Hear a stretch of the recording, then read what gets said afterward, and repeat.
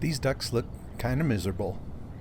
Their pond was frozen over, frost on everything.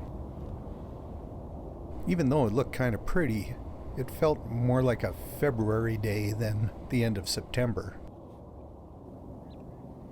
But at least it was sunny. Not that these cormorants were any more comfortable, or these yellowlegs that managed to find a patch of open water. And the overnight cold had coated crops standing in the fields with a pretty but devastating layer of frost. But I was hoping as I headed east through all this that I'd find some of the big flocks of migratory birds coming through. There were some, like this pipit, and lots of meadowlarks. Hard to photograph, but they were everywhere. Crossing the crest of the aptly named Wintering Hills, I found a few ducks and coots on the open water, and big flocks of blackbirds, brewer's blackbirds mostly, a few rusties. Every little slough seemed to have a bunch of them.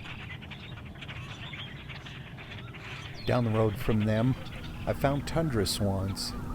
Not many, they're just starting to come through now. And I could hear a flock of snow geese, but they were lost in the mist. So I kept on going further east, and finally I found one big flock. These are white-fronted geese, and they were thronging a pond near Gem.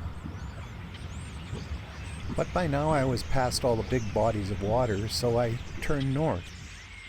Found a sunflower field full of crows and blackbirds, and a pair of whitetails by some corn. The valley leading down to the Red Deer River ferry crossing at Finnegan was just as beautiful as it always is. Still lots of autumn color. And I found this mama mule deer. She and her babies were eating chokecherries. Yeah, it was still windy and cold, but all these warm colors, they helped brighten the day a lot. And then back up on the prairie I found this buck antelope. He and another guy were vying for this big harem of does.